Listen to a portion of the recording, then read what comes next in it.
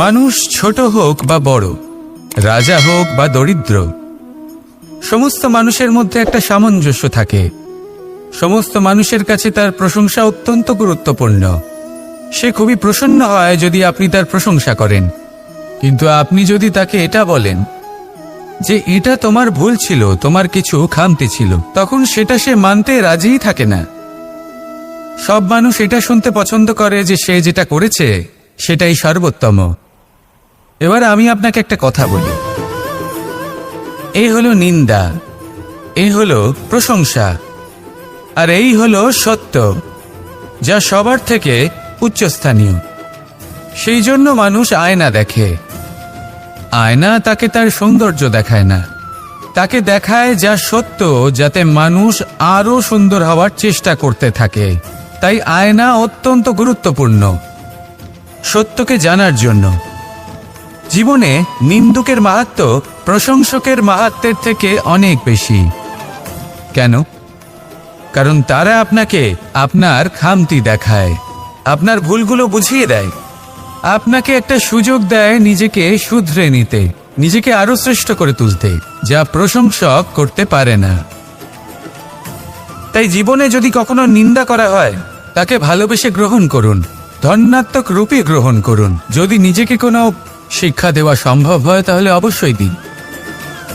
দেখবেন মন প্রসন্ন হয়ে বলবে, রাধা রাধা।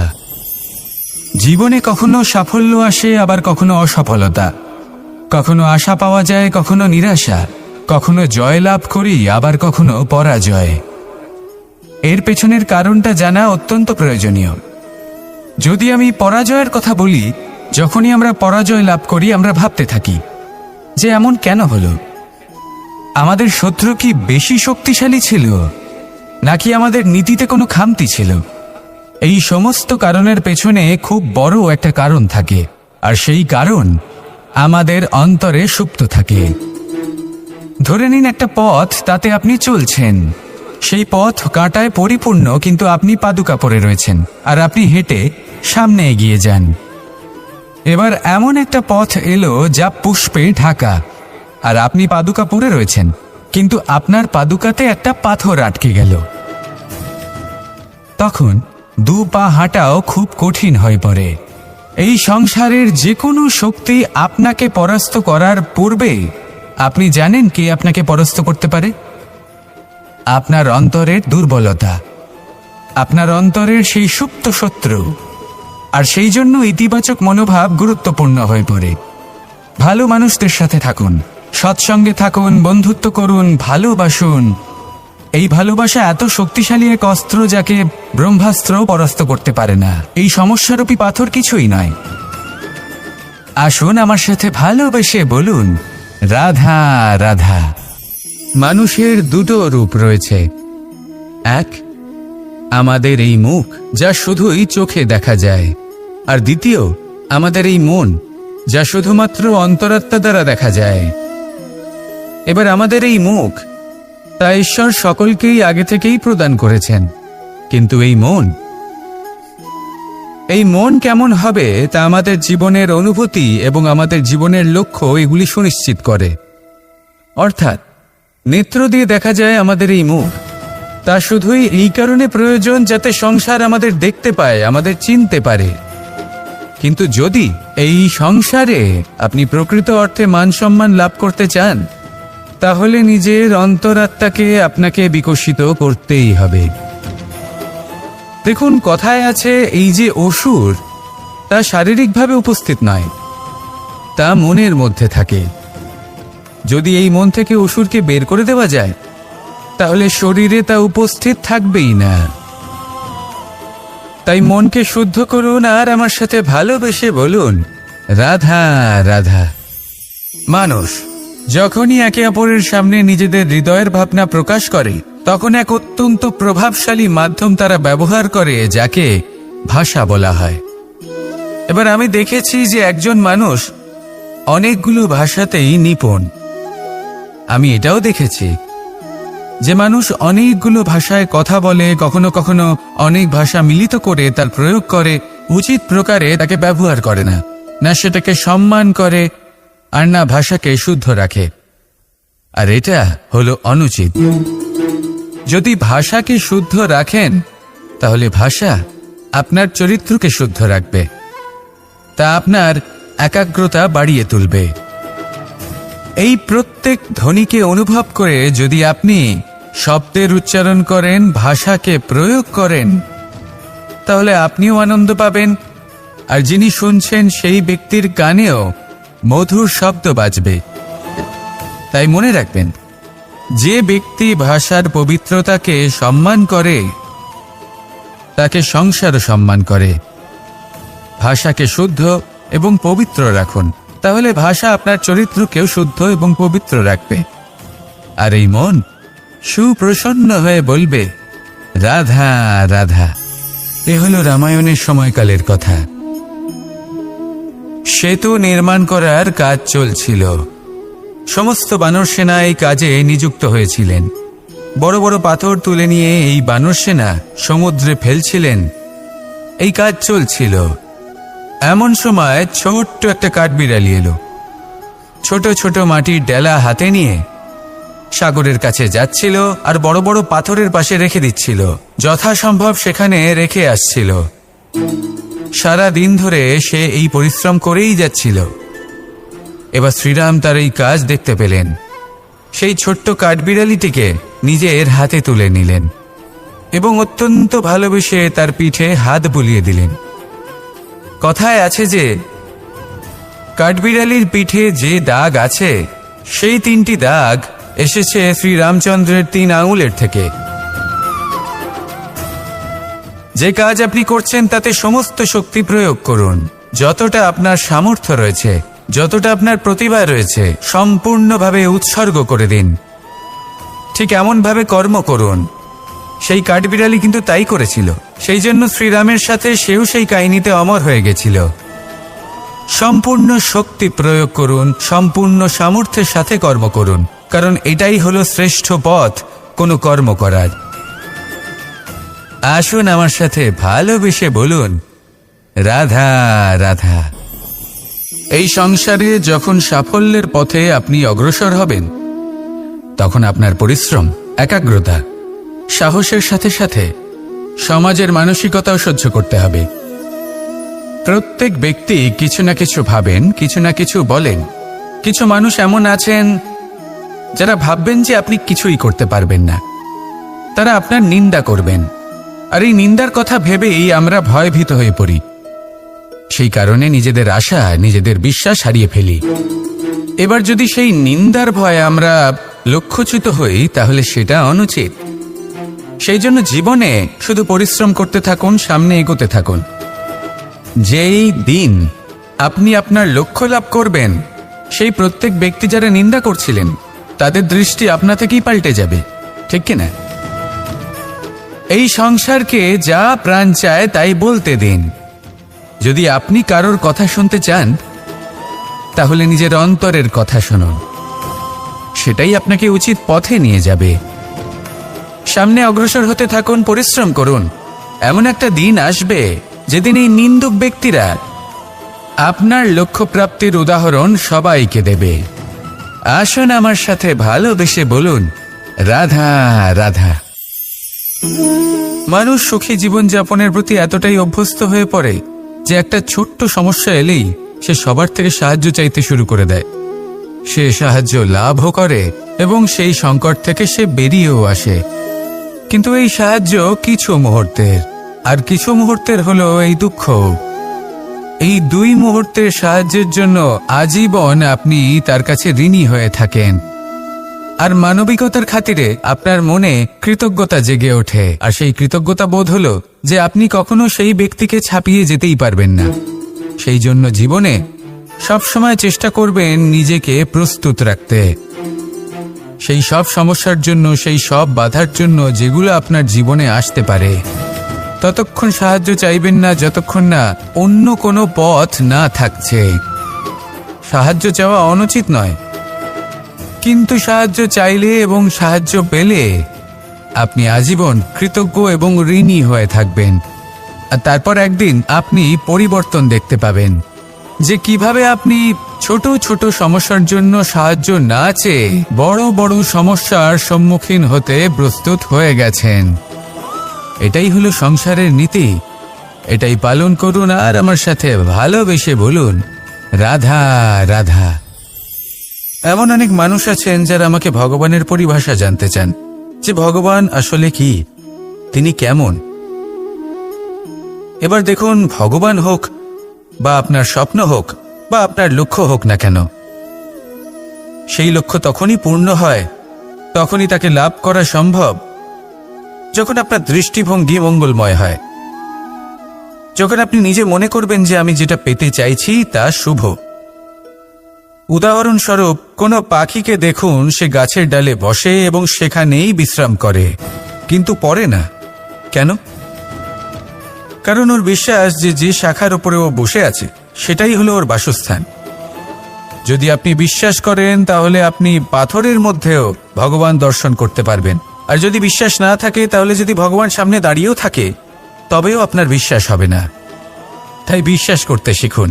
এই বিশ্বাসের আধারেই আপনি সেই সব কিছু পাবেন যা আপনি পেতে চাইছেন। আসুন আমার সাথে ভালোবেসে বলুন, রাধা রাধা। গুরু, যিনি পথ দেখান, আমাদের জীবনে অত্যন্ত গুরুত্বপূর্ণ, অত্যন্ত আবশ্যক। কিন্তু কিছু মানুষ মনে করেন যে গুরুর কোনো প্রয়োজন নেই, কারণ এই সমগ্র জ্ঞান মানুষের অন্তরেই নিহিত রয়েছে। এবার প্রশ্ন এটাই, যদি সমস্ত জ্ঞান মানুষের অন্তরে নিহিত থাকে তাহলে গুরুর কি প্রয়োজন? আর যারা আজ পর্যন্ত গুরুকে মেনে এসেছেন তারা কি অনুচিত করেছেন? এর উত্তর আমি আপনাকে দেব একটা উদাহরণ দ্বারা।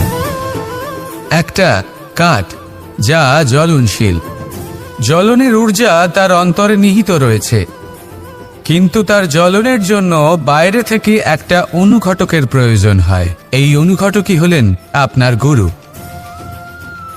উত্তাপ যা একটা কাঠকে জ্বালাতে পারে, সেই উত্তাপ হলো গুরুর প্রচেষ্টা। যদি সেই গুরুই না থাকে, তার প্রচেষ্টাই না থাকে, তাহলে সেই সমস্ত জ্ঞান যা মানুষের অন্তরে নিহিত তা ব্যর্থ হয়ে যাবে। যদি আপনার সাথে আপনার গুরু থাকেন, আপনার পথ প্রদর্শন করেন, আপনার অন্তরের জ্ঞানকে বাইরে নিয়ে আসতে পারেন, তাহলে তাকে সম্মান করুন আর আমার সাথে ভালোবেসে বলুন, রাধা রাধা। असतो मा सद्गमय, तमसो मा ज्योतिर्गमय, মৃত্যুর্মা মৃতঙ্গময়। জ্ঞান সেটাই যা অসত্য থেকে সত্যের পথে চালিত করে। প্রকাশ সেটাই যা অন্ধকার থেকে আলোর পথে নিয়ে আসে। জীবন সেটাই যা মৃত্যু থেকে অমরত্বের পথে নিয়ে যায়।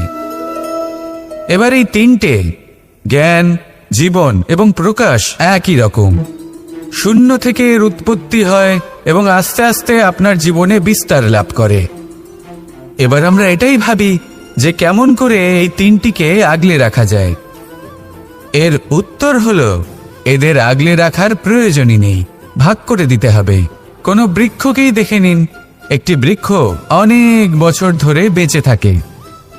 কেন? কারণ সে ভাগ করে দিতে জানে। সে নিজের বীজ ছড়িয়ে দেয়, এই ধরিত্রীতে দেয়, সেই বীজ যা অঙ্কুরিত হয়ে এক নতুন বৃক্ষকে জন্ম দেয়। শুধু ছড়িয়ে দিয়ে একটি বৃক্ষ জীবন দান করতে পারে। যদি কোনো ব্যক্তি জ্ঞান ছড়াতে শিখে যান, যদি প্রকাশ, আলোর কিরণ ছড়িয়ে দিতে শিখে যায়, কোনো ব্যক্তি তার জীবনের সুখ ছড়িয়ে দিতে শিখে যান, তাহলে তিনি মৃত্যুর পরও মৃত হন না। এই ভাগ করে দেওয়ার সুখটাই কিছুটা আলাদা। এই সুখ অনুভব করুন আর আমার সাথে ভালোবেসে বলুন, রাধা রাধা। আপনি কখনো কোনো সরোবরের দিকে তাকান, যার জল হলো শান্ত, স্থির। আপনি স্পষ্ট দেখতে পাবেন সেই সরোবরের তলদেশে কি রয়েছে। তাতে সাঁতরে বেড়াচ্ছে সুন্দর মাছ, চকচকে কিছু পাথর, স্বর্ণরূপী বালি, সবই আপনি দেখতে পাবেন। কিন্তু যখনই আপনি একটা ছোট্ট পাথর তুলে সেই জলে ছুঁড়ে ফেলবেন, তখন সেই জল বিচলিত হবে আর সেই স্পষ্টতা ন্যূনতম হয়ে যাবে, তারপর কিছুই স্পষ্টভাবে দেখা যাবে না। এই ঘটনা মানুষের সাথেও ঘটে। মানুষ যদি বিচলিত হয়ে পড়ে, তখন সে বুঝতে পারে না যে বর্তমানে কি হয়ে চলেছে আর ভবিষ্যতে কি করা উচিত। কিন্তু সেই মানুষ যদি শান্ত থাকেন, স্থির থাকেন, ধন্যাত্মক থাকেন, তাহলে নিশ্চিত রূপেই বুঝতে পারবেন যে বর্তমানে কি করতে হবে আর ভবিষ্যতে কি করতে হবে। তাই নিজের মধ্যে সেই স্থিরতা আনুন, সেই ধৈর্য ধরুন, নিজেকে শান্ত রাখুন আর সবার মধ্যে ভালোবাসা ছড়িয়ে দিন। এই মন প্রসন্ন হয়ে বলবে, রাধা রাধা। সম্পর্ক এ হলো এক বন্ধন যা আমাদের এক সূত্রে বেঁধে রাখে। কিন্তু এমন কিছু ব্যক্তি থাকেন যারা এই সম্পর্কের বিষয়ে নিজস্ব একটা ধারণা করে ফেলেন যে সম্পর্ক এরকম হওয়া উচিত, সম্পর্ক সেরকম হওয়া উচিত। আমি এই সম্পর্কের জন্য কত কিছু করেছি এই ব্যাখ্যা করতে থাকেন, আর তার বদলে অনেক কিছু প্রত্যাশাও করেন। কিন্তু সত্য হলো এটাই যে সব সম্পর্ক একরকমের হয় না, কিন্তু প্রত্যেক সম্পর্কের একটা বিশেষত্ব থাকে। যেমন চোখ আর নাকের এই সম্পর্ককেই দেখুন। চোখের সব থেকে কাছে কি আছে? নাক আছে। কিন্তু এই চোখ দিয়ে এই নাককে আমরা দেখতেই পাই না। তবে কি ধরে নেব এই সম্পর্কের কোনো মূল্য নেই? এমনও নয়। ঠিক এইভাবেই যদি কোনো ব্যক্তি তার আবেগ আপনার কাছে ব্যক্ত করতে না পারে বা প্রকট করতে না পারেন বা আপনাকে বোঝাতে না পারে, তাহলে তার মানে এটা নয় যে তার সাথে আপনার সম্পর্কের তিক্ততা রয়েছে। এমনটা কখনোই নয়। শুধু চোখ আর নাকের এই সম্পর্কের মতোই হলো আমাদের জীবনে আমাদের আপনজনের সাথে সম্পর্ক। যদি কারোর ব্যবহার আপনার প্রতি অনুচিত হয়, বা যদি কেউ অনুপস্থিত থেকে থাকে, বা কেউ যদি আপনাকে বুঝতে না পারেন, তাহলে তার অর্থ এটা নয় যে আপনি সেই সম্পর্ক ভেঙে ফেলবেন। বুঝুন, আপনার জীবনে তার গুরুত্ব কোথায় আর তার জীবনে আপনার। সম্পর্ক গড়ে তুলুন, তাকে পালন করতে শিখুন, একসাথে মিলে চলুন। এই মন সুপ্রসন্ন হয়ে বলবে, রাধা রাধা। এই সমগ্র সংসারের সবথেকে গুরুত্বপূর্ণ ব্যক্তি কে? স্বয়ং আপনি। নিজের জন্য তো বটেই, তাই না? কারণ যখন আপনি জন্মগ্রহণ করেন, নিজের চোখ খোলেন, এই সংসারে আসেন, তখনই তো এই সংসারকে আপনি দেখতে পান, অনুভব করতে পারেন। এখানকার আবেগ, এখানকার মানুষজন তখন থেকেই অনুভব করেন। যদি আপনি না থাকেন, তাহলে এই সংসারের অস্তিত্ব আপনার কাছে শূন্যের সমান, তাই না? আপনি না থাকলে এই সংসারও আপনার কাছে নেই। এবার সবাই বলবেন যে এ তো সত্যি কথা। সেই অনুযায়ী তো আমার স্বার্থপর হওয়া উচিত, অহংকারী হওয়া উচিত, কারণ আমার কাছে আমিই তো সবকিছু। দৃষ্টিভঙ্গি পাল্টে দেখুন। আপনার কাছে সবথেকে বেশি গুরুত্বপূর্ণ ব্যক্তি কে? আপনি নিজেই। সেই মানুষটি কেমন হওয়া উচিত একটু ভেবে দেখুন। সবসময় সকলকে সাহায্য করুন, একসাথে মিলে পরিশ্রম করুন, সাহায্য করুন অন্যদেরকে। এটা অতি আবশ্যক। এবং তার থেকেও বেশি গুরুত্বপূর্ণ হলো এটাই যে আপনার মনে যেন কখনো এই বিষয়ে ভয় না থাকে যে আমি আমার প্রিয়জনদের, আমার কাছের মানুষগুলিকে হারিয়ে ফেলব। এই ভয় কখনোই মনের মধ্যে থাকা উচিত নয়। যদি ভয় থাকে তাহলে থাকুক এই বিষয়ে যে সকল মানুষ আমার জীবন থেকে, আমার থেকে দূরে চলে যাচ্ছেন, তাদের বাধা দিতে দিতে আমি যেন নিজেকেই না হারিয়ে ফেলি, নিজের অস্তিত্বকেই না হারিয়ে ফেলি, নিজের ব্যক্তিত্বকে, নিজের বিচারধারাকে, নিজের করুণার শক্তি না হারাই। তাহলে এই ভয় ত্যাগ করুন আর আমার সাথে ভালোবেসে বলুন, রাধা রাধা। এই ফল কি তা বলার কোনো প্রয়োজন নেই। এই ফল কতটা সুস্বাদু সেটাও বলার কোনো প্রয়োজন নেই। ধরুন এমন কোনো মানুষ আসলেন যিনি জানেন না এটা কোন ফল। তিনি এটা দেখে ভাববেন এ তো কাঁটার একটা গুচ্ছ মনে হচ্ছে, নিয়ে ফেলে দেবেন।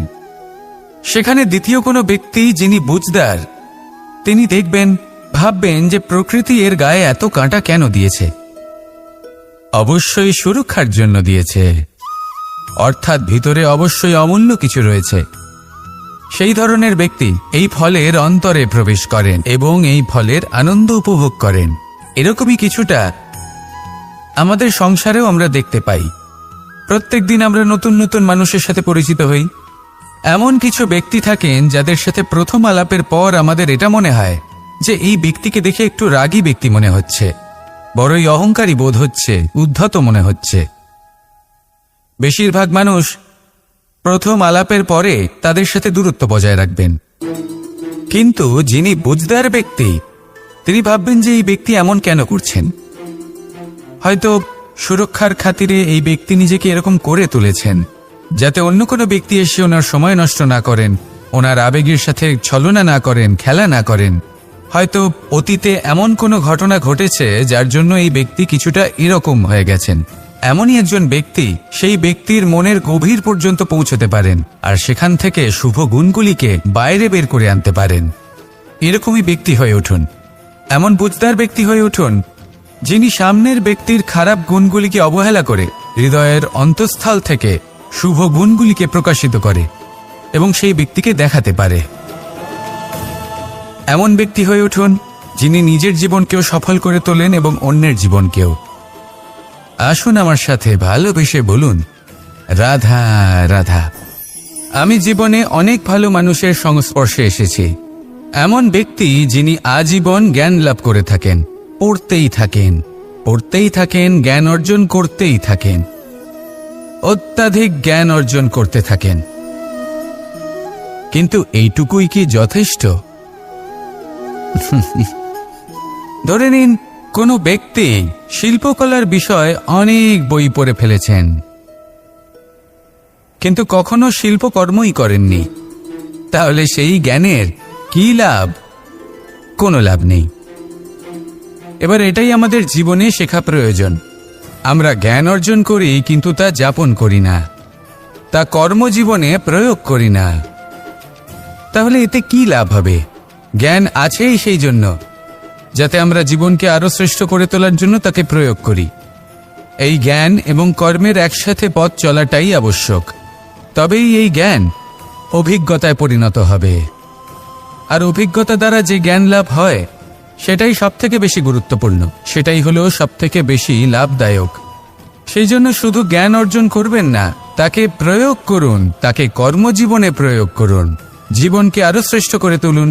আর আমার সাথে ভালোবেসে বলুন, রাধা রাধা। এটা হলো একটা সাদা পাতা। এবার এতে আমি যাই লিখব সেটাই এর অস্তিত্ব হবে। এতে আমি প্রেমের কিছু কথা লিখে একে প্রেমপত্র বানিয়ে তুলতে পারি। মাতা পিতার জন্য একটা শুভ সংবাদ লিখতে পারি। শত্রুর বিষয়ে সতর্ক করব বলে সেনাকে একটা সংবাদ লিখতে পারি। দ্বারকাবাসীর জন্য কোনো সংবাদ পাঠাতে পারি। যাই লিখব এই পত্র সেটাই হয়ে উঠবে। সেই রকমই হলো আমাদের জীবন।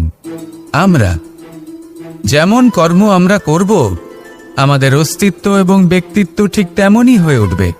যদি আপনি একটা অসাধারণ, উজ্জ্বল এবং সম্মানজনক জীবনযাপন করতে চান, তাহলে তার একটা রহস্য আপনাকে বলি। যেমন কথন হবে, কর্ম তেমন হবে। অর্থাৎ যতটুকু বলেছেন ততটুকুই করুন, আর যতটুকু করেছেন ততটুকুই বলুন।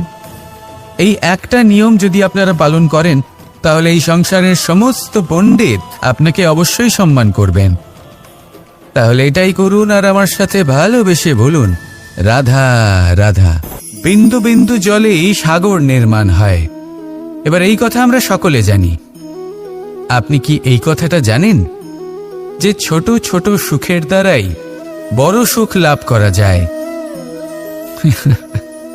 একজন বাবাকে দেখুন, সন্তানের জন্ম থেকে তার যুবক হওয়া পর্যন্ত তার সাথে ছোট ছোট সুখ যাপন করেন।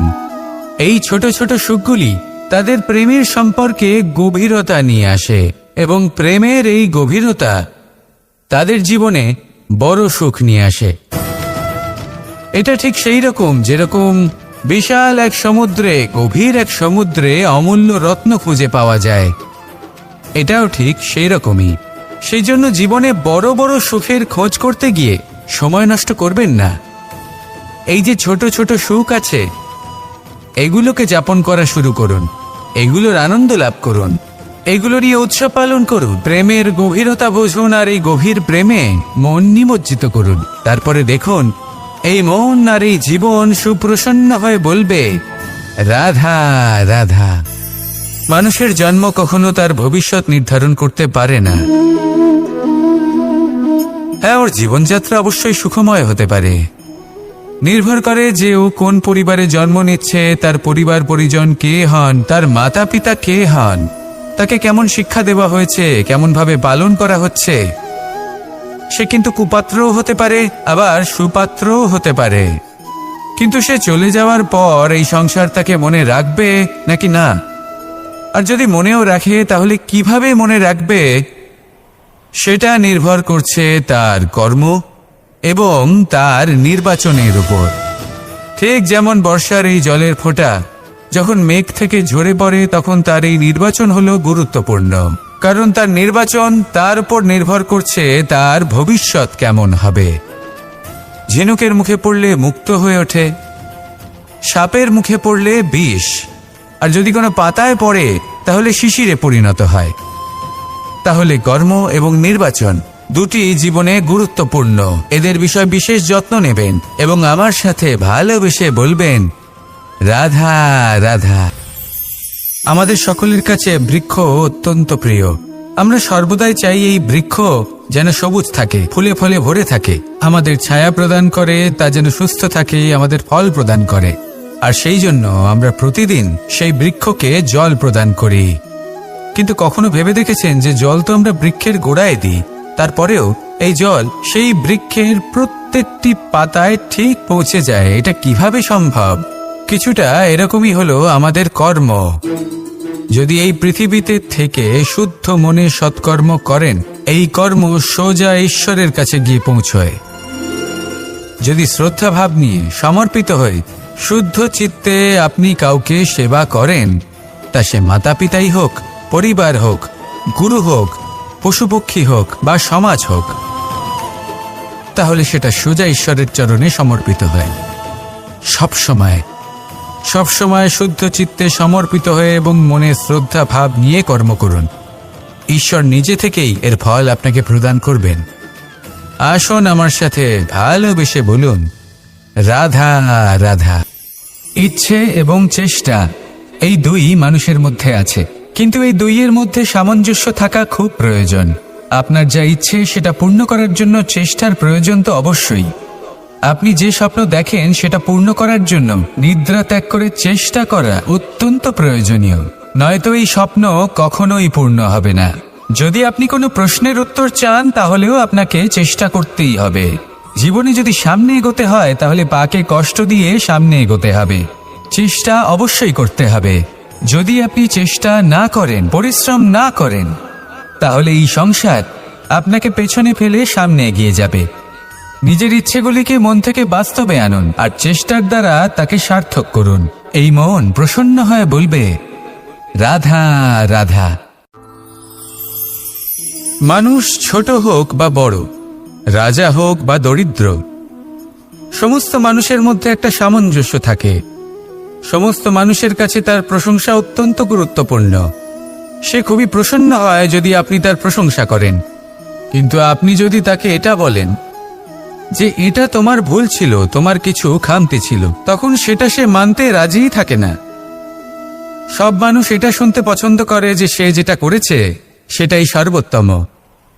এবার আমি আপনাকে একটা কথা বলি, এ হলো নিন্দা, এ হলো প্রশংসা, আর এই হলো সত্য, যা সবার থেকে উচ্চস্থানীয়। সেই জন্য মানুষ আয়না দেখে। আয়না তাকে তার সৌন্দর্য দেখায় না, তাকে দেখায় যা সত্য, যাতে মানুষ আরো সুন্দর হওয়ার চেষ্টা করতে থাকে। তাই আয়না অত্যন্ত গুরুত্বপূর্ণ সত্যকে জানার জন্য। জীবনে নিন্দুকের মাহাত্ম্য প্রশংসকের মাহাত্ম্যের থেকে অনেক বেশি। কেন? কারণ তারা আপনাকে আপনার খামতি দেখায়, আপনার ভুলগুলো বুঝিয়ে দেয়, আপনাকে একটা সুযোগ দেয় নিজেকে শুধরে নিতে, নিজেকে আরো শ্রেষ্ঠ করে তুলতে, যা প্রশংসক করতে পারে না। তাই জীবনে যদি কখনো নিন্দা করা হয় তাকে ভালোবেসে গ্রহণ করুন, ধন্যাত্মক রূপে গ্রহণ করুন। যদি নিজেকে কোনো শিক্ষা দেওয়া সম্ভব হয় তাহলে অবশ্যই দিন। দেখবেন মন প্রসন্ন হয়ে বলবে, রাধা রাধা।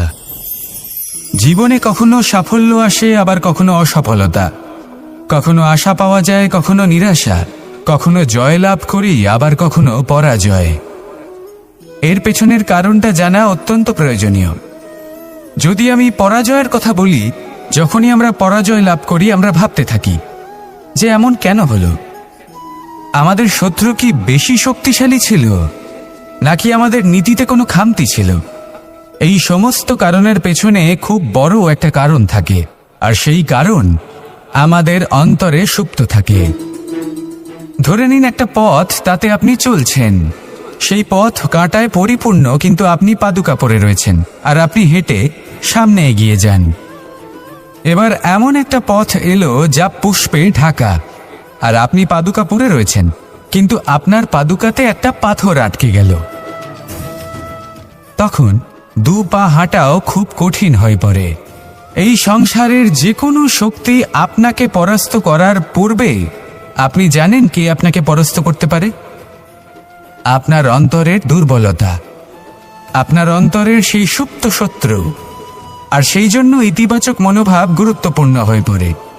ভালো মানুষদের সাথে থাকুন, সৎসঙ্গে থাকুন, বন্ধুত্ব করুন, ভালোবাসুন। এই ভালোবাসা এত শক্তিশালী এক অস্ত্র যাকে ব্রহ্মাস্ত্র পরাস্ত করতে পারে না। এই সমস্যারূপী পাথর কিছুই নয়। আসুন আমার সাথে ভালোবেসে বলুন, রাধা রাধা। মানুষের দুটো রূপ রয়েছে। এক, আমাদের এই মুখ যা শুধুই চোখে দেখা যায়, আর দ্বিতীয় আমাদের এই মন যা শুধুমাত্র অন্তরাত্মা দ্বারা দেখা যায়। এবার আমাদের এই মুখ তা ঈশ্বর সকলকেই আগে থেকেই প্রদান করেছেন, কিন্তু এই মন কেমন হবে তা আমাদের জীবনের অনুভূতি এবং আমাদের জীবনের লক্ষ্য এগুলি সুনিশ্চিত করে। অর্থাৎ নেত্র দিয়ে দেখা যায় আমাদের এই মুখ, তা শুধুই এই কারণে প্রয়োজন যাতে সংসার আমাদের দেখতে পায়, আমাদের চিনতে পারে। কিন্তু যদি এই সংসারে আপনি প্রকৃত অর্থে মান সম্মান লাভ করতে চান, তাহলে নিজের অন্তরাত্মাকে আপনাকে বিকশিত করতেই হবে। দেখুন, কথায় আছে এই যে অসুর, তা শারীরিকভাবে উপস্থিত নয়, তা মনের মধ্যে থাকে। যদি এই মন থেকে অসুরকে বের করে দেওয়া যায়, তাহলে শরীরে তা উপস্থিত থাকবেই না।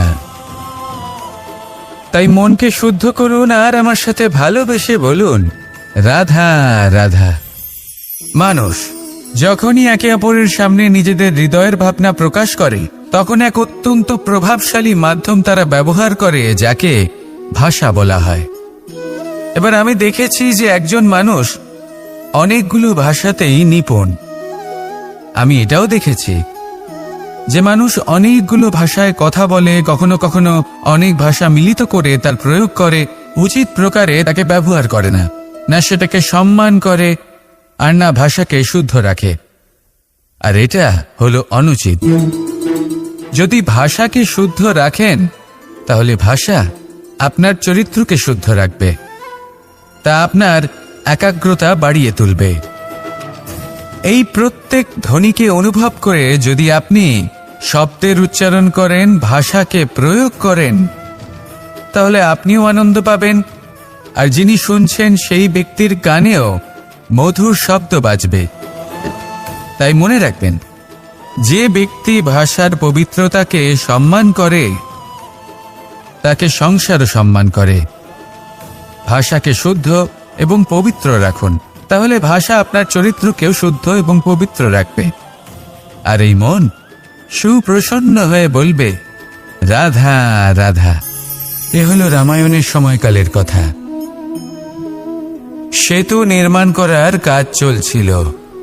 সমস্ত বানর সেনা এই কাজে নিযুক্ত হয়েছিলেন। বড় বড় পাথর তুলে নিয়ে এই বানর সেনা সমুদ্রে ফেলছিলেন। এই কাজ চলছিল। এমন সময় ছোট্ট একটা কাঠবিড়ালি এলো। ছোট ছোট মাটির ডেলা হাতে নিয়ে সাগরের কাছে যাচ্ছিল, আর বড় বড় পাথরের পাশে রেখে দিচ্ছিল, যথাসম্ভব সেখানে রেখে আসছিল।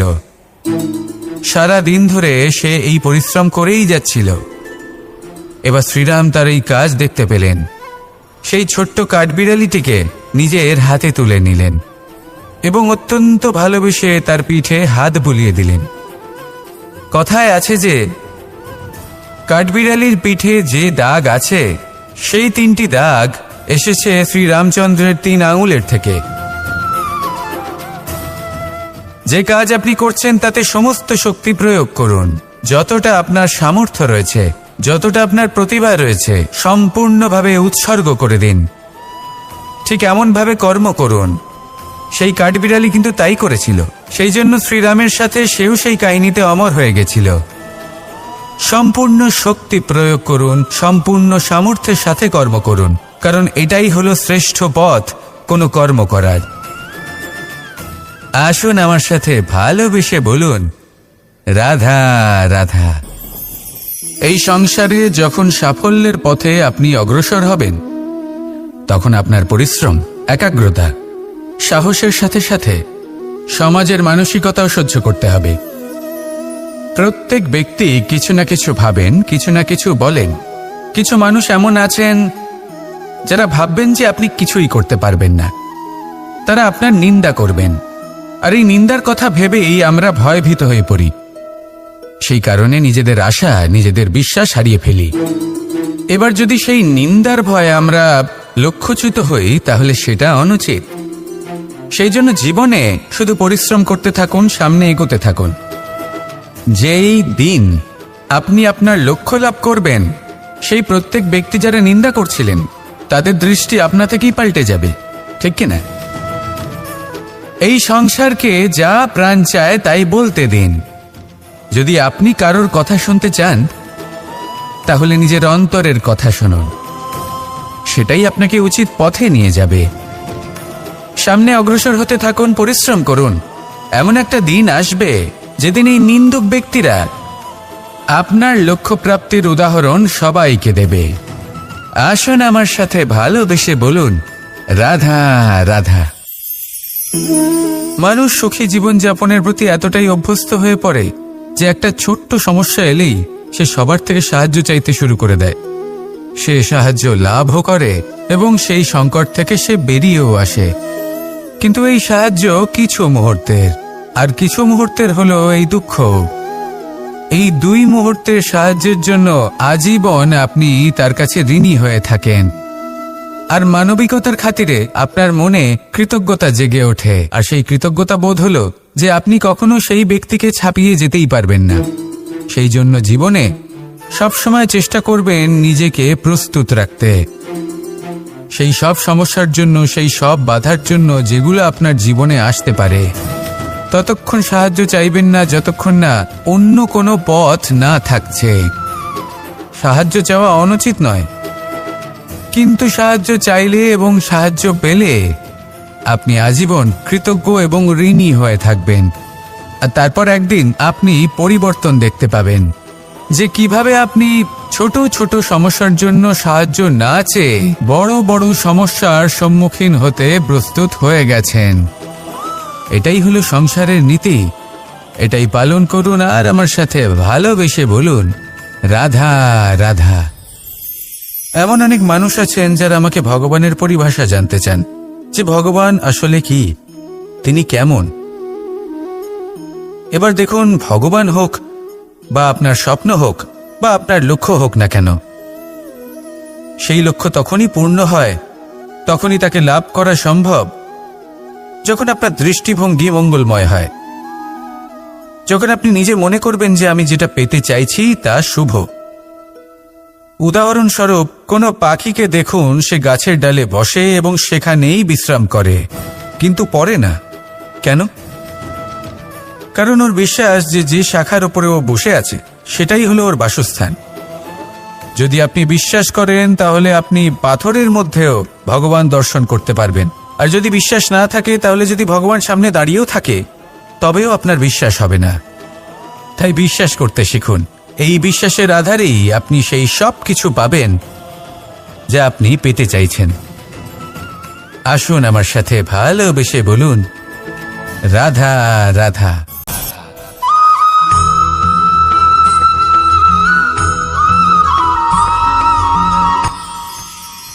মানুষ তার জীবনে দুই ধরনের পরিস্থিতিকে খুব ভয় পায়। এক, কোনো কারণবশত কারোর সামনে নত হওয়া। দুই, কোনো কারণে নিজের চরিত্র থেকে, নিজের মূল্যবোধ থেকে বিচ্যুত হওয়া। এবার কেন হয় এরকম যে কথায় কথায় কারোর সামনে নত হতে হয়? কেন বারংবার নিজের চরিত্র থেকে চ্যুত হতে হয়? এরকম কেন হয়? এটা তখনই হয় যখন আমাদের শিক্ষা এবং মূল্যবোধের অভাব থাকে। যদি মানুষের মধ্যে প্রকৃত শিক্ষা থাকে তাহলে এই সংসারে কোনো সময় এবং কারোর সামনেই নত হওয়ার কোনো প্রয়োজন নেই। যদি মানুষের মধ্যে মূল্যবোধ থাকে তাহলে তাকে নিজের মূল্যবোধ বা চরিত্র থেকে বিচ্যুত হতে হয় না, তা সে যাই হয়ে যাক না কেন। কোনো বালককে যদি জন্ম থেকেই সুশিক্ষার অধিকারী করা হয়, শিক্ষিত করা হয়, মূল্যবোধের অধিকারী করা হয়, তবে সে এই সংসারে এমন কর্ম করবে যাতে সে নিজেকে, নিজের পরিবারকে, সমগ্র সমাজকে গর্বিত করতে পারে। শিক্ষা লাভ করুন, মূল্যবোধ লাভ করুন এবং আমার সাথে ভালোবেসে বলুন, রাধা রাধা।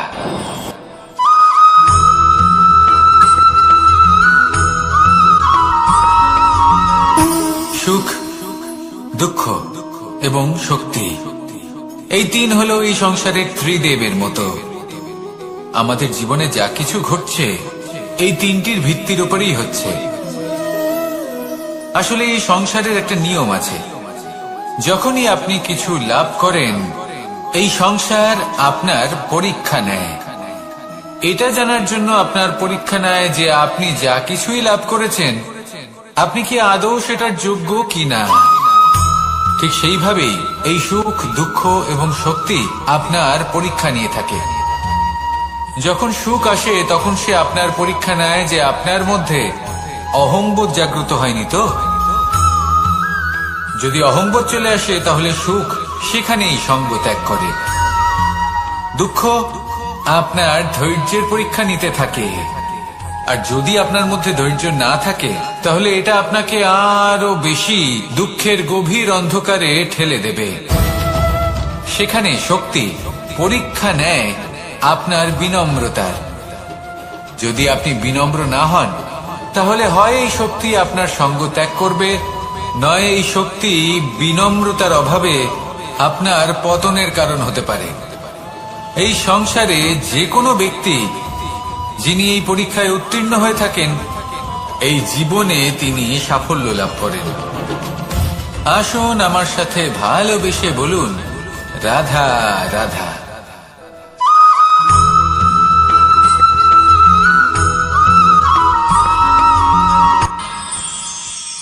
আমরা সবাই সূর্যকে সম্মান কেন করি? কারণ আমরা জানি যে সন্ধেবেলা যখন সূর্যাস্ত হবে তখন শুধুমাত্র অন্ধকার বাকি থাকবে। ঠিক কিছুটা এরকমই হয় আমাদের মাতা পিতাও, যিনি আমাদের জন্ম দেন, আমাদের ভরণ পোষণ করেন, আমাদের বড় করেন, আমাদের প্রেম প্রদান করেন। কখনো কখনো তাদের মুখ থেকে কটু কথা নিঃসৃত হয়, আমাদের দুঃখ হয়, কিন্তু তখন আমাদের এটা বোঝা উচিত এগুলি নিঃসৃত হচ্ছে আমাদেরই মঙ্গলের জন্য। যেমন সূর্যদেব, উনিও উত্তাপ দিয়ে থাকেন আমাদেরই মঙ্গলের জন্য, যাতে ফসল পাকতে পারে, যাতে জল বাষ্প হয়ে মেঘ হতে পারে, বৃষ্টি হতে পারে, আর এই সংসারে নিরন্তর জলের প্রবাহ থাকে। আমাদের মাতা পিতা, তাদের কঠোর আচরণ, তাদের কঠোর অনুশাসনের পেছনে লুকিয়ে থাকে ওনাদের ভালোবাসা। আমাদের তা বুঝতে হবে, সসম্মানে ওনাদের গ্রহণ করতে হবে। কারণ ঠিক সূর্যাস্তের পরে যেমন চতুর্দিক অন্ধকারচ্ছন্ন হয়ে যায়, তেমনি আমাদের জীবন থেকে যখন আমাদের মাতা পিতা চলে যায় তখন আমাদের জীবনেও শুধু এবং শুধুমাত্র অন্ধকারই ছেয়ে থাকে। সেই জন্য নিজের মাতা পিতাকে সম্মান করুন, ওনাদের ভালোবাসা প্রদান করুন। এই মন আর এই জীবন প্রসন্ন হয়ে বলবে, রাধা রাধা।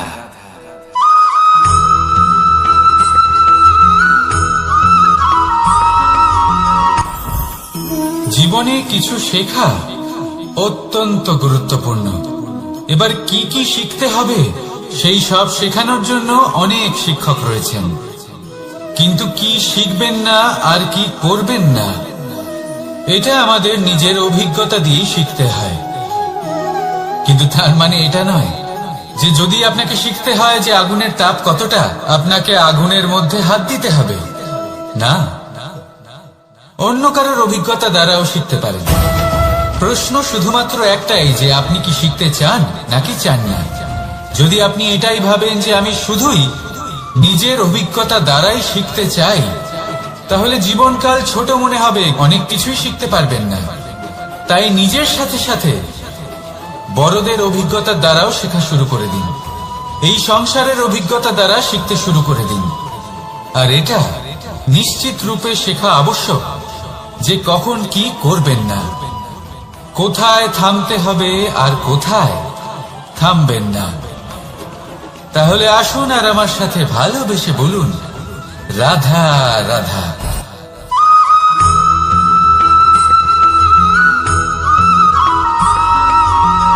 এই সংসারে সব থেকে বেশি কোমল বস্তু হলো রেশম। এই রেশম এতটাই কোমল হয় যে এর পুরো একটা থান শুধুমাত্র একটা হাতে ধরা সম্ভব। কখনো ভেবে দেখেছেন এই রেশম কিভাবে হয়? একটি কীট তার লালার দ্বারা উৎপন্ন হয়।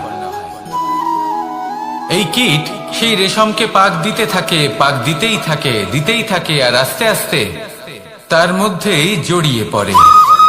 শেষে ওর এই সুন্দর অমূল্য সৃষ্টি রেশমের এই সুতো তার নির্মাণ কার্য পূর্ণ হয়, কিন্তু তাতেই ও নিজে বন্দী হয়ে যায়। নিজেরই মায়াজালের এই বন্দী গৃহে নিজেই ফেঁসে যায়।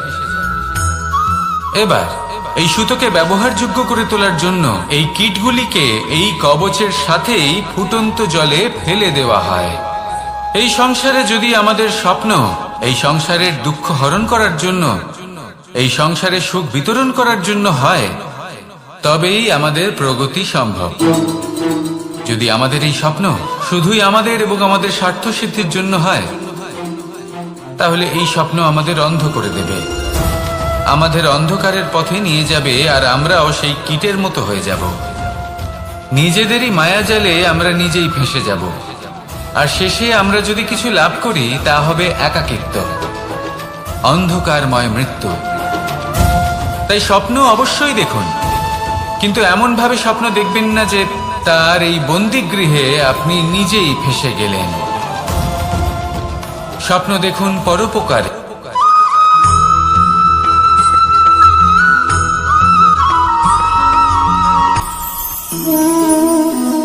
শক্তি এক অত্যন্ত বিচিত্র বস্তু, বা বলতে পারেন অনুভূতি।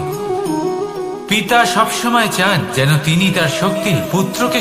আসুন আপনাকে সহজে বোঝাই। যদি আপনি সুপাত্র হন আর আপনাকে শক্তি দেওয়া হয়, তাহলে আপনি সেই শক্তির গুরুত্ব বুঝবেন, কোথায় সেই শক্তি প্রয়োগ করা উচিত সেটা বুঝবেন। আর এটা যেহেতু অর্জন করা শক্তি হবে, সেই শক্তির অপব্যবহার হবে না। কিন্তু যদি এই আপনি কুপাত্র হন আর যদি আপনাকে এই শক্তি দেওয়া হয়, তাহলে কি হবে? দেখতে গেলে এই শক্তি আপনি দান হিসেবে পেয়েছেন, তাই না আপনি এই শক্তির গুরুত্ব বুঝবেন আর না এর প্রয়োগ আপনি জানবেন। তার অপব্যবহার হওয়া সুনিশ্চিত। তাই যদি আপনি কোনো শক্তি অর্জন করতে চান, তাহলে আগে তার যোগ্য হয়ে উঠুন, পুত্র নয় পাত্র হয়ে উঠুন। আর আমার সাথে ভালোবেসে বলুন, রাধা রাধা।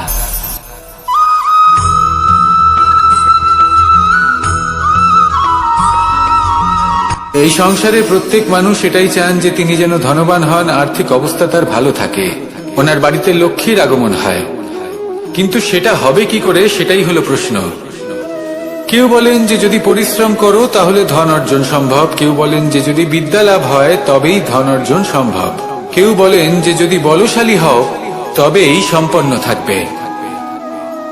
ভালো কথা, যদি তাই হয়ে থাকে, তবে দিনমজুর সারা দিন পরিশ্রম করেন, তিনি কেন ধনী হন না? অনেকজন বিদ্বান মানুষ আছেন এই সংসারে, তারা কেন ধনবান হন না? অনেক সংখ্যক বলশালী ব্যক্তি আছেন, তাদের কাছে ধন নেই কেন? তাদের কেন ধনের অভাব হয়? আবার এমনও কিছু মানুষ আছেন যারা পরিশ্রম করেন, তারা দিনমজুর, কিন্তু তারা ধন অর্জন করতে পারেন। কিছু বিদ্বান ব্যক্তি আছেন যাদের কাছে অধিক মাত্রায় ধন রয়েছে। কয়েকজন বলশালী ব্যক্তি রয়েছেন যাদের কাছে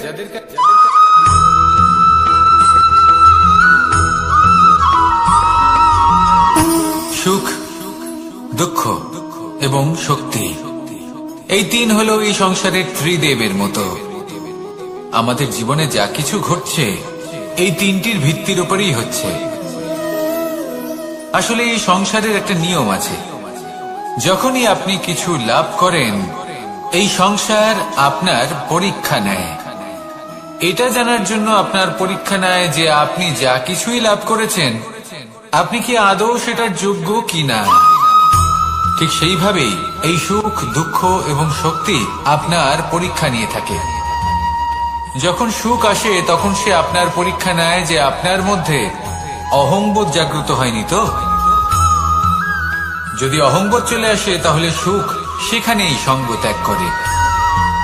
দুঃখ আপনার ধৈর্যের পরীক্ষা নিতে থাকে, আর যদি আপনার মধ্যে ধৈর্য না থাকে তাহলে এটা আপনাকে আরো বেশি দুঃখের গভীর অন্ধকারে ঠেলে দেবে।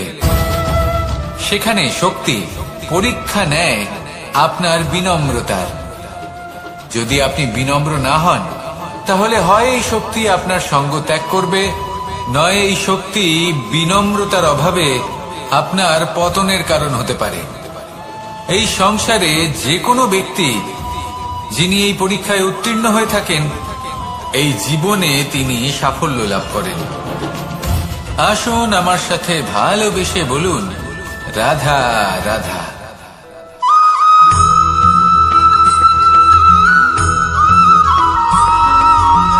পঞ্চতত্ত্বের মধ্যে দ্বিতীয় তত্ত্ব হল ধরণী, ভূমি, যাকে আমরা ধরণী মাতা বলি। এই ধরণী ধৈর্য ধারণ করে, আর এর উপরেই আমাদের সমগ্র সংসার নির্ভরশীল।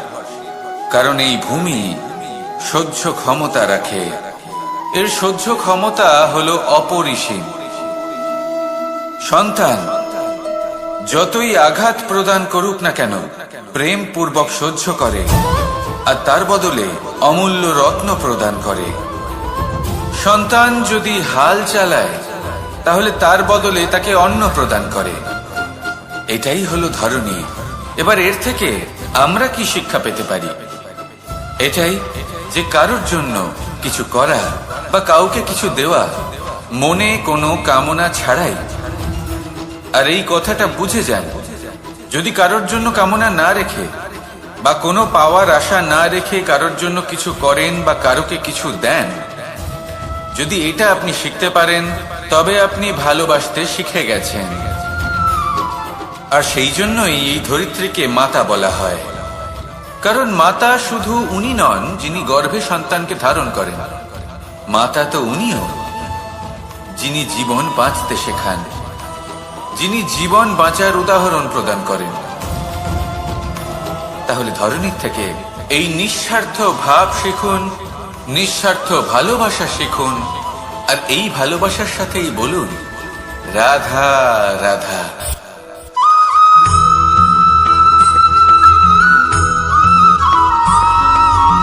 মানুষ জন্মগ্রহণ করে, তার সাথে ভয়েরও জন্ম হয়। ছোটবেলা থেকেই আমাদের মনে কোনো না কোনো প্রকারের ভয় থেকেই যায়।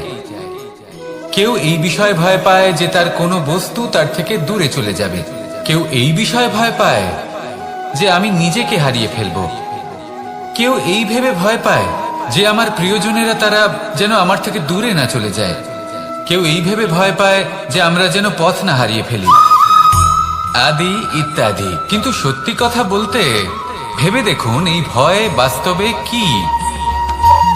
শুধুই একটা মনস্থিতি, আর কিছুই নয়।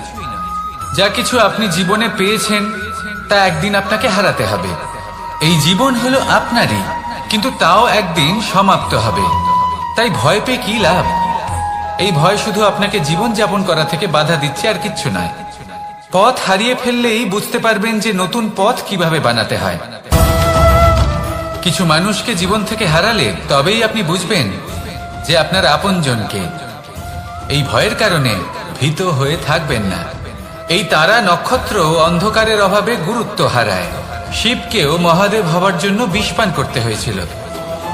প্রত্যেক পরিস্থিতি, প্রত্যেক সাফল্য আপনার পরীক্ষা নেবে, তাতে উত্তীর্ণ হওয়া হলো আপনার কর্ম।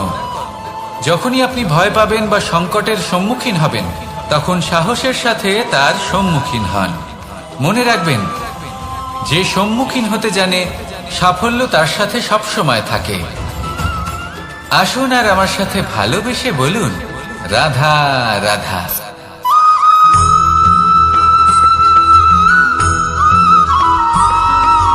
জীবনে অগ্রসর হওয়ার জন্য আমাদের কাকে প্রয়োজন হয়? মাতা পিতা, বন্ধু, প্রেম, সাহায্য, অর্থ, পরিশ্রম, আশা। ভিন্ন ভিন্ন মানুষ ভিন্ন ভিন্ন বিকল্প চয়ন করে। যদি আমি আপনাকে বলি,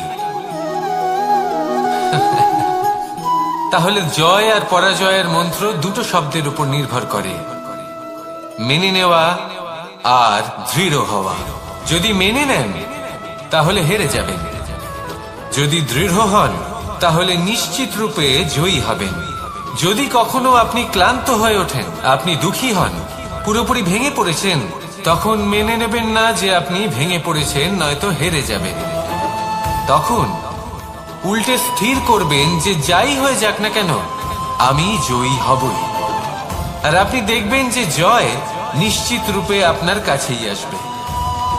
তাহলে এই কথা মনে রাখবেন আর আমার সাথে ভালোবেসে বলবেন, রাধা রাধা।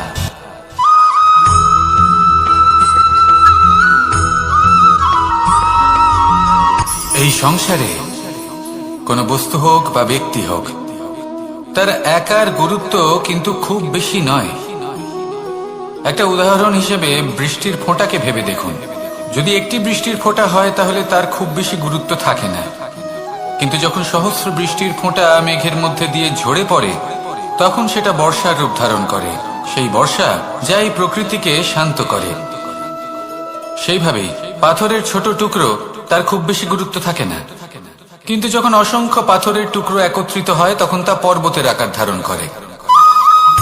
সেইভাবেই কিছু মানুষ যখন একত্রিত হন তখন তৈরি হয় পরিবার, কিছু পরিবার যখন একত্রিত হয় তখন তৈরি হয় সমাজ, যখন অনেক সংখ্যক সমাজ একত্রিত হয় তখন তৈরি হয় রাজ্য।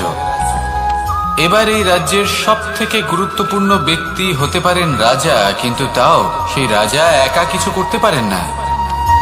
যুদ্ধ লড়ার সময় তারও নিজের সৈন্যদলকে প্রয়োজন পড়ে। কিন্তু এই সংসারে এমন একজন ব্যক্তি আছেন যিনি একাই সব কাজ করতে থাকেন, এবং সেই ব্যক্তি হলেন মা।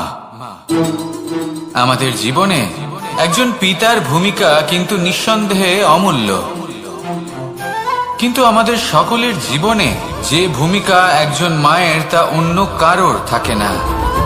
একজন মা একাই সন্তানকে বড় করতে পারেন, সংস্কারী করে তুলতে পারেন, তার জন্য পরিশ্রম করেন। আর এত কিছু কাজ করার পরেও তার কাজের জন্য তিনি প্রশংসা অবশ্য পান না। উল্টে যদি সেই সন্তান অনুচিত পথে চালিত হয়, অনুচিত কর্ম করে, তখন সেই মাকেই অপবাদের পাত্র হয়ে উঠতে হয়। আমাদের জীবনে মায়ের যোগদান কতটা সেটা বুঝুন। আপনাকে বড় করে তোলার জন্য উনি কতটা পরিশ্রম করেছেন সেটা বুঝুন। আজ থেকে, এখন থেকে, এই মুহূর্ত থেকে মাকে সম্মান করতে শিখুন। যখন সময় পাবেন, যখন সুযোগ হবে, তখন তার প্রশংসা করুন, ওনারও ভালো লাগবে। আর মায়ের এই মমতার জন্য, তার এই ভূমিকার জন্য আসুন সবাই মিলে আমরা তাকে প্রণাম করি, আর সকলে মিলে ভালোবেসে বলি, রাধা রাধা।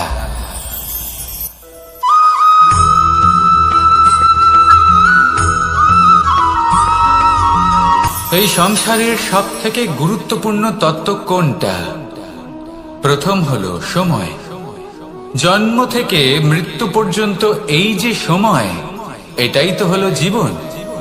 দ্বিতীয় হলো জীবন, যাতে আমরা সময়ের সদ্ব্যবহার করি, শ্রেষ্ঠ থেকে শ্রেষ্ঠতর কাজ করার চেষ্টা করি। বহু বছরের এই পরম্পরা, এই সংস্কৃতিকে এগিয়ে নিয়ে যাওয়ার চেষ্টা করি। এই সংসারে আমরা অংশগ্রহণ করতে চেষ্টা করি। তৃতীয় হলো ধন, সেই ধন যা প্রত্যেক ব্যক্তি অর্জন করতে চেষ্টা করেন। এবার এই তিনটি তত্ত্বের মধ্যে একটা সামঞ্জস্য আছে, সমান ব্যাপার আছে। সে ধনই হোক বা সময় হোক বা হোক জীবন। আর সেই সমান ব্যাপার হলো যে যদি আপনি এটা গণনা করতে থাকেন তাহলে তা কমতে থাকে, যদি আপনি এটা ব্যবহার করেন তাহলে তা বাড়তে থাকে। একে সংগঠিত করে রাখতে চেষ্টা করলে এ হাত থেকে ফসকে যায়, কিন্তু যদি আপনি একে সামলে রাখতে শিখে যান তাহলে এমন কাজ করবেন যাতে সংসারের সাথে সাথে পরবর্তী প্রজন্ম লাভবান হবে। যদি কিছু শিখতে চান তাহলে সামলাতে শিখুন, গণনা করা বা সংগঠিত করা নয়। আসুন আর আমার সাথে ভালোবেসে বলুন, রাধা রাধা।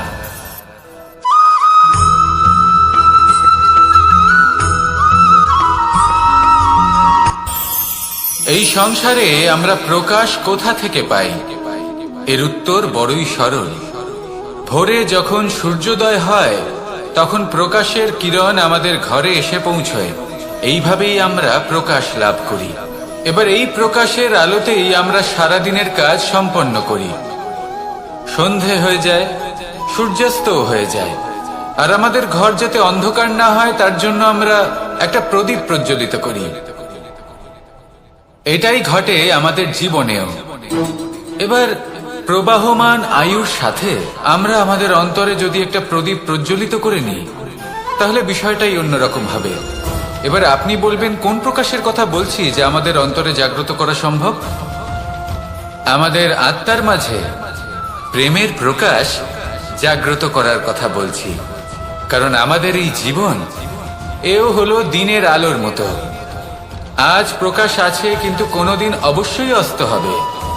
কিন্তু অস্ত হবার আগে যদি আমরা আমাদের আত্মার মাঝে প্রেমের এই প্রকাশ উজ্জ্বলিত করে নিই তাহলে আমাদের সন্ধ্যাকালও আমরা আনন্দে এবং প্রেমে যাপন করব। তাহলে আসুন আর আমার সাথে ভালোবেসে বলুন, রাধা রাধা।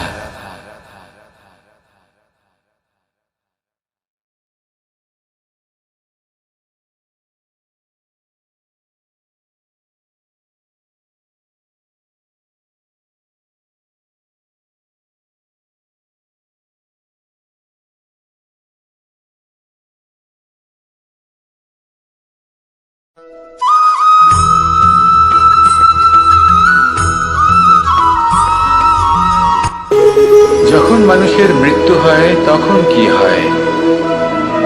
অনেক সংখ্যক মানুষ শোক পালন করতে চলে আসেন। যে ব্যক্তি মৃত্যু লাভ করেছেন তার অনেক বস্তু থাকে যেগুলো তার প্রিয়, যেগুলো তিনি ব্যবহার করেছেন। তার শয্যা, তার বস্ত্র, তার আভূষণ সবকিছু তার থেকে বিচ্ছিন্ন করা হয় এবং খালি হাতে তাকে শ্মশানের উদ্দেশ্যে রওনা করা হয়। আমি আপনাকে এই প্রশ্ন করতে চাই, আপনি এই সংসারে কি অর্জন করেছেন? ধন, সম্পত্তি, বস্ত্র, আভূষণ, এই সব কিছু যে আপনি অর্জন করেছেন আপনার মৃত্যুর পরে তা আপনার থেকে দূর হয়ে যাবে। এর উত্তর হলো একটাই, আপনার কর্ম। শুধু সেটাই আছে যা একান্ত আপনার, আর শুধু সেটাই এই সংসার থেকে চলে যাওয়ার পরেও সংসারে জীবিত থাকবে। যদি আপনি দুষ্কর্ম করেন তাহলে এই সংসার আপনাকে একটি অনুচিত উদাহরণ হিসেবে মনে রাখবে যে এই ব্যক্তি খুব পাপী ছিল, অনুচিত কর্ম করতেন। যে পথে তিনি চলেছেন সেই পথে কারোর চলা উচিত নয়। সেখানেই যদি আপনি সৎকর্ম করেন তাহলে সংসার চির